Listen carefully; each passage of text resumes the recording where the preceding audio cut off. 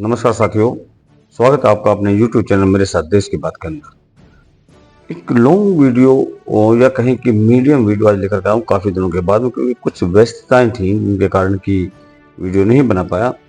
और जो हमारा महाभारत है, वो हमारा पौराणिक ग्रंथ है महाभारत, उसके अंदर में जो करेक्टर्स हैं, जो चरित्र रहे हैं, उनका आज के समय में मिलान करना। और सिर्फ जो हमारा महाभारत है उसके अंदर 5 लाख श्लोक हैं, और उन 5 लाख जो श्लोक हैं उनको सिर्फ हम 9 लाइनों में समझ सकते हैं। चाहे आप हिंदू हो या किसी अन्य धर्म से, स्त्री हो या पुरुष हो, आप अमीर हो या गरीब हो, चाहे आप अपने देश में हो या विदेश में हो। संक्षेप में, यदि आप मनुष्य हैं, ह्यूमन बीइंग हैं, तो जो ये महाभारत के अनमोल 9 मोती हैं, इनको अवश्य सुने, अवश्य देखें। पहला है कि यदि आप समय रहते हुए अपने बच्चे, जो आपके बच्चे हैं, उनकी अनुचित मांगों और इच्छाओं को पूरा करते हैं, उन पर नियंत्रण नहीं रखते हैं अगर आप, तो आप जीवन में असहाय हो जाएंगे। और इसका एग्जाम्पल कौरव हैं।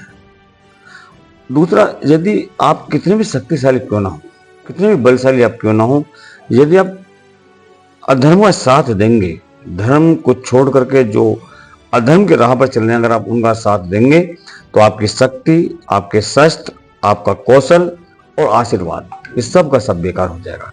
और इसका उदाहरण हमको महाभारत में मिलता है कर्ण।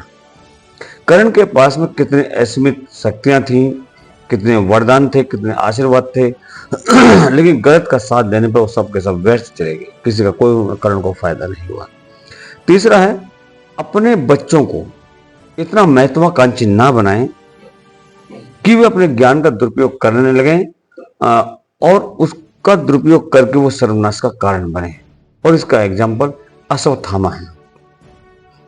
अश्वत्थामा किस हालत में, कहते हैं कि अश्वत्थामा आज भी सशरीर इस पृथ्वी पर विचरण करते हैं, और वो उनकी महत्वाकांक्षाएं थी जिसके कारण में ऐसा हुआ कि उनको आज भी उसी रूप में विचरना पड़ रहा है। चौथा है कि कभी भी ज्यादा आवेश में, क्रोध में ऐसा वचन ना दें कि आपको अधर्मियों के सामने समर्पण करना पड़े, उनके सामने आपको झुकना पड़े, उनके शरण में अपने आप को छोड़ना पड़े। और इसका जीता जाता उदाहरण भीष्म पितामह रहे। उन्होंने आवेश में आकर के ऐसा वचन दिया कि उनको अंत तक, उनको पता था भीष्म पितामह को कि वो अधर्म का साथ दे रहे हैं, लेकिन वो अपने दिए हुए वचनों के आगे मजबूर थे, और उनको अंतिम समय तक पांडवों का साथ, कौरवों का साथ देना पड़ा। पांचवा है धन, शक्ति, अधिकार और सत्ता का दुरुपयोग। गलत कामों के करने वालों के साथ जो सत्ता, शक्ति, धन, इनका गलत काम करने वालों का जो साथ है, जो इन चीजों को पाकर के गलत काम करते हैं, अंततः पूर्ण विनाश की ओर ले जाता है। भूतकाल में इसका एग्जाम्पल दुर्योधन, और आज के समय में केजरीवाल है। दोनों का कंपेयर कर सकते हैं। जिस तरह से दुर्योधन ने सारी शक्तियों का, पद का, अधिकार का और शक्ति का दुरुपयोग किया था, तो वो किस गति को प्राप्त हुआ था, ये सभी को पता है। और अरविंद केजरीवाल सत्ता पाकर के, शक्तियां पाकर के, धन पाकर के जो गलत दुरुपयोग किया था केजरीवाल ने, तो आज वो किस हालत में है, ये किसी से छिपा हुआ नहीं है। छठा पॉइंट आता है इसके अंदर में, सत्ता की बागडोर कभी भी किसी अंधे व्यक्ति को ना सौंपे, चाहे वो अकल का अंधा हो, चाहे वो आंखों का अंधा हो, लेकिन कभी भी जो अंधा व्यक्ति होता है उसको ना सौंपे। अर्थात जो स्वार्थ, धन, अभिमान, ज्ञान, आसक्ति, वासना, इन चीजों के से अंधा हो, उसको सत्ता कभी ना सौंपें, क्योंकि इससे विनाश ही होगा। इससे उस राष्ट्र का, उस समाज का विनाश ही होगा। और इसका एग्जाम्पल हमारे सामने धृतराष्ट्र है। और वर्तमान में यूक्रेन का राष्ट्रपति जेलेंस्की है हमारे सामने। आप दोनों को कंपेयर कर सकते हैं, दोनों ऑलमोस्ट बराबर है, कहीं पर कोई फर्क नहीं है। क्योंकि जेलेंस्की को जो सत्ता मिली, जो पावर मिला, जब जो पावर मिली हुई है, वो उस चीज के लायक नहीं था, लेकिन लोगों ने वो दी। उसको इस तरह से वहां पर प्लेस किया गया कि लोगों ने सोचा कि ये बहुत बड़ा व्यक्ति है, बहुत महान व्यक्ति है, तो उसको उस देश की सत्ता सौंप दी जाए। और अंततः उसने पूरे यूक्रेन को युद्ध के अंदर झोंक दिया। यदि ज्ञान के साथ बुद्धि भी हो, किसी व्यक्ति के पास ज्ञान और ज्ञान के साथ अगर बुद्धि भी हो, तो आप अवश्य विजयी होंगे, इसमें कोई दो राय नहीं है। और इसका उदाहरण अर्जुन है।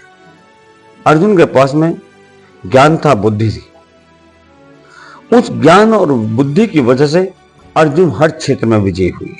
ये था महाभारत के टाइम का। और आज के समय में इस देश के प्रधानमंत्री आदरणीय नरेंद्र मोदी जी, उनके पास ज्ञान भी है और बुद्धि भी है, और उसी के चलते हुए वो पूरे विश्व के अंदर में विजयी हो रहे हैं। जिस किसी कार्य में भी वो हाथ डालते हैं या जिस किसी देश में वो जाते हैं, उनको वहां पर वो आदर और सत्कार मिलता है, उनको विजय मिलती है। छल कपट से आपको हर समय सभी मामलों में, कुछ भी मामले हो, उसमें सफलता नहीं मिलती। कोई भी कार्य छल कपट से करेंगे तो उसमें आपको कभी भी सफलता नहीं मिलेगी। इसका महाभारत काल में हमको सबसे बड़ा उदाहरण मिलता है शकुनी मामा। शकुनी ने पूरे जीवन छल कपट किया। कुछ मुद्दों पर शकुनी को सफलता मिली थी, लेकिन हर राह में नहीं मिली, और जहां पर मिलनी चाहिए तो वो उसको नहीं मिली, और अंततः उसने कौरवों का विनाश करवा दिया।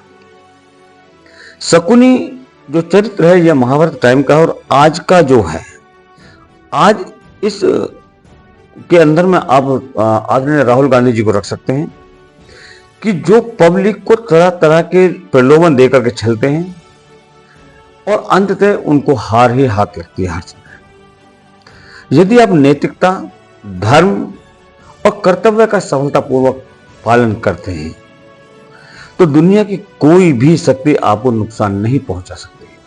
और इसका एग्जाम्पल युधिष्ठिर रहे। महाभारत के समय में युधिष्ठिर इसका बहुत बड़ा एग्जाम्पल है कि उन्होंने नैतिकता, धर्म और कर्तव्य, इनका सफलतापूर्वक पालन किया था, और इनको पूरे विश्व की उस समय की कोई भी शक्ति नुकसान नहीं पहुंचा पाई। ये महाभारत कालीन थे। परंतु आज के वक्त में अमित शाह जी को आप इस श्रेणी में रख सकते हैं, क्योंकि वो नैतिकता, कर्तव्य और धर्म, इनका पूरी तरीके से पालन करते हैं, और उनको किसी भी कार्य में शिकस्त नहीं मिली। ये जो वीडियो है, ये मेरे विचार से सभी के लिए लाभदायक है। इसको सभी को देखना चाहिए और इस पर विचार करना चाहिए, और इसके आधार पर हमको कार्य भी करना चाहिए।